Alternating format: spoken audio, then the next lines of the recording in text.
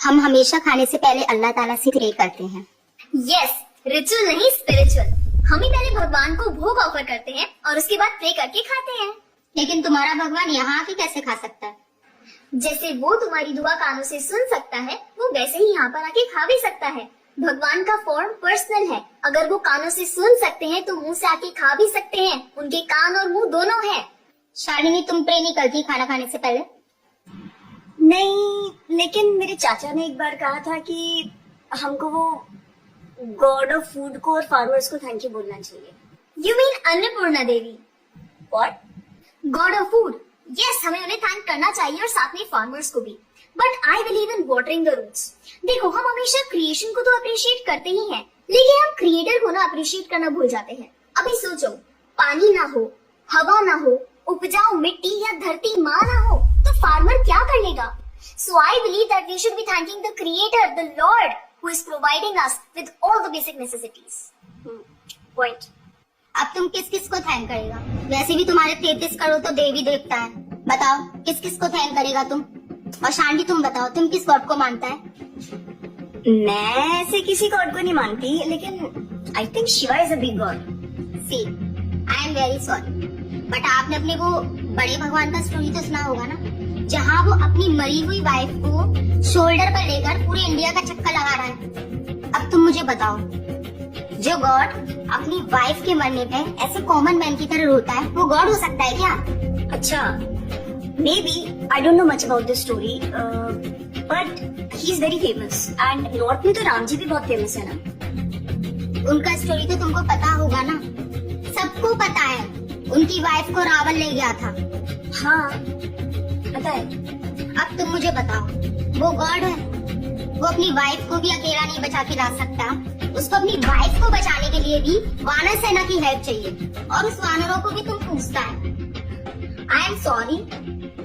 और गीता, तुम कृष्ण को मानती हो, और वो तो हर लड़की के साथ रासलीला करते रहते थे। ऐसा कैसा कैरेक्टर है गॉड का जिसे हर लड़की से प्यार हो जाता है? और वो खुद डर के अपना जन्मस्थान छोड़कर चले गए थे। गॉड को कभी डर लगता है क्या? और जैसे खुद डर लग रहा है, वो तुम लोग की हेल्प कैसे करेगा? शिट यार, this is so complicated and confusing. It is confusing because you are following the wrong path. It is very beautiful and sacred. I will show you the right path. Enough, Asifa. I know what you're trying to do. And Shalini, कुछ भी confusing नहीं है। You know what the problem is कि तुझे पता ही नहीं है, क्योंकि तूने आज तक शास्त्र ही नहीं पढ़े हैं। तो पता कैसे चलेगा कि क्या सही है और क्या गलत? जन्म कर्म च मे दिव्यम एवं यो वेति तत्वतः त्यक्त्वा देहम पुनर्जन्म नैति मावेति सो अर्जुन। भगवान की लीलाओं को समझना इतना आसान नहीं है। उसके लिए शास्त्रों का अध्ययन करना पड़ता है, और वो भी एक प्रामाणिक गुरु के अंडर रह के उनकी शरण लेके। अब अगर तुमने शास्त्र पढ़े होते तो तुमको ये पता होता कि शिव जी ने जो इमोशंस उसमें दिखाए थे वो शोक नहीं, विरह था। विरह? दोनों सेम भी होते क्या? Let's start from the basics. शोक is material and विरह is spiritual. शोक ना दुख की अनुभूति कराता है, whereas जो विरह है उसमें जो सेपरेशन की फीलिंग होती है ना, वो सुख का अनुभव कराती है। भगवान भगवत गीता में ना शोक करने वाले व्यक्ति को मूर्ख बताते हैं। गतासुन अगतासुंश्च नानु शोचन्ति Pandita. A wise man never laments for the living nor for the dead. Bhagavad Gita chapter 2 text 11। अपनों की मौत पे आंसू बहाना शोक है, लेकिन वही रामायण देखते देखते जो आंसू निकले ना, वो विरह है, विरह। और ऐसे विरह से हमारा भगवान के प्रति प्रेम बढ़ता है। तो जिस तरह से शिव जी ने विरह को दिखाया था, उसी तरह राम जी भी सीता मैया के जाने के बाद विरह में भटकते हुए मिले। और यही नहीं, सीता देवी इतनी प्योर है ना कि उन्हें राम जी के अलावा कोई टच भी नहीं कर सकता था। रावण जिनको लेके गया था वो छाया सीता देवी थी। असली सीता देवी तो अग्नि में समा गई थी, और वो अग्नि परीक्षा के वक्त बाहर आई थी। और आसिफा, तुम क्या बोल रही थी? भगवान राम को अपनी पत्नी को बचाने के लिए वानरों की मदद लेनी पड़ी थी। I mean, God is all powerful, right? हाँ, I mean, वो अकेले भी तो मार सकते थे ना। यार शालिनी, अगर तूने कभी रामायण पढ़ी होती तो तुझे पता होता, जब खर और दूषण आए थे अपने 15,000 ऐसे दानवों के साथ जो इंसान को खा जाते थे, उन सब के साथ राम जी ने अकेले बिना किसी की हेल्प के उन सब के चिथड़े उड़ा दिए थे। अब ऐसे राम के लिए रावण को मारना मुश्किल है क्या? हाँ, लेकिन बाद में वानरों की हेल्प क्यों ली? उनको अपनी सेवा में लगाने के लिए, उनकी ग्लोरीज बढ़ाने के लिए। अरे उन्होंने तो एक छोटी सी गिलहरी तक को अपनी सेवा में लगा लिया था। व्हाट? कभी पढ़ा हो तो पता हो ना।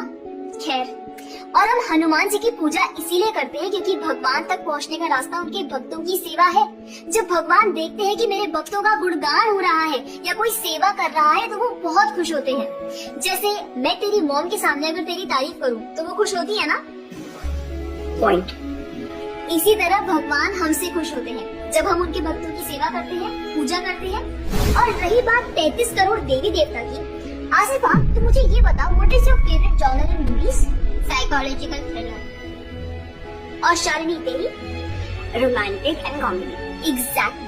जैसे हर किसी का अपने नेचर के अकॉर्डिंग फेवरेट जॉनर होता है, वैसे ही भगवान ने हर किसी की नेचर के अकॉर्डिंग व्यक्ति के लिए उसके नेचर के अनुसार वेद और पुराण दिए हैं। और उन्हीं पुराणों को फॉलो करके लोग अपनी देवी देवता की तरफ अट्रैक्ट होते हैं। और ये सभी देवी देवता भगवान की ही सेवा कर रहे हैं।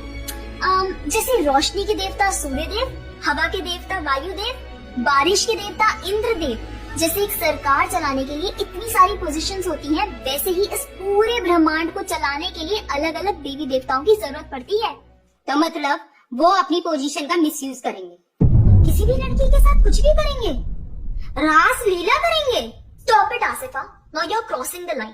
तुझे पता ही क्या है कृष्ण के बारे में? जो लोग बोलते हैं कि कृष्ण करे तो रास लीला है, हम करें तो कैरेक्टर ढीला है, उनको बोलो पहले भागवतम पढ़ लें। ठीक रास लीला से पहले भगवान ने गोवर्धन उठाया था। उनको बोलो पहले जाके गोवर्धन पर्वत उठाए। पैदा होते ही पूतना को मारा था, बच्चे से मच्छर नहीं मारा जाता। When he was crawling, मुख में ब्रह्मांड दिखा दिया था। तू अपने मुंह में अपना ये हॉस्टल ही दिखा दे आसिफा। क्या तुम जानते हो द्वारका में भगवान श्री कृष्ण की 16,108 रानियां थी और सबके अलग अलग महल थे और हर एक महल में श्री कृष्ण सबके साथ होते थे एक ही समय पर। रोज सारी रानियां कृष्ण से खुश थी और उन सब की जरूरतें कृष्णा पूरी करते थे। क्या किसी नॉर्मल से इंसान के लिए ये सब संभव है? आज के टाइम पे तो एक ही नहीं संभलती, लेकिन उस टाइम सारी रानियां एक दूसरे के साथ खुश थी और उन्हें खुश कृष्ण रखते थे। क्यों? क्योंकि वो भगवान है। और रही बात ब्रज की गोपियों के साथ रास लीला करने की, तो इतना जान लो कि रास लीला के टाइम पर करोड़ों गोपियां थी और कृष्ण पूरे टाइम हर एक गोपी के साथ मौजूद थे और उनके साथ डांस कर रहे थे एक टाइम पे करोड़ों गोपियों के साथ। ये सब बहुत डीप लीला है और ये सब तभी पता चलेगी जब साधुओं के संग में रह के शास्त्रों को पढ़ा जाएगा। हवा में तीर चलाने से या सुनी सुनाई बातों पर यकीन करने से कुछ नहीं होने वाला। और रही बात अपने भक्तों को बचाने की, तो भगवान ने तो अपने भक्त परीक्षित महाराज को गर्भ में बचाया। 5 साल के प्रहलाद महाराज के लिए नरसिंह अवतार लेकर आए और उनको बचाया। यहाँ तक कि वो अपने गुरुदेव सांदीपनि मुनि के बेटे को मरने के बाद वापस लाए और उनको जिंदा किया। I'm really impressed यार। हिंदू होते हुए भी मुझे फैक्ट्स पता ही नहीं थे। मेरे पेरेंट्स ने मुझे कभी इन सब चीजों के बारे में बताया ही नहीं। हाँ, पेरेंट्स की तो गलती है, लेकिन हम भी तो वही कर रहे हैं जो उन्होंने किया। We're not learning about our culture, not reading Ramayan, Mahabharat और भगवत गीता। आजकल तो ये सब कुछ रीड करना बहुत इजी भी है यार। Everything is available on our phones. And the problem is that we don't want to learn. और इसीलिए हमें कोई कुछ भी बोलता है और हम उसे मान लेते हैं और अपने बिलीफ को चेंज करने के लिए रेडी हो जाते हैं। एक्चुअली में पता है, किसी का हार्ट ट्रांसफॉर्म करना है तो प्यार से करो, ज्ञान से करो, पैसे और तलवार से नहीं।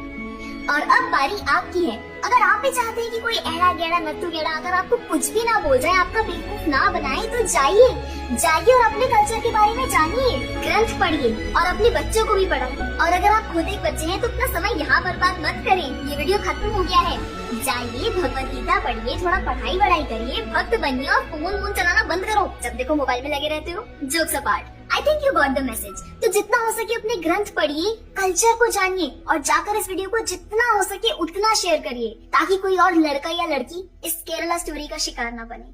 Thank you so much for watching. Hare Krishna.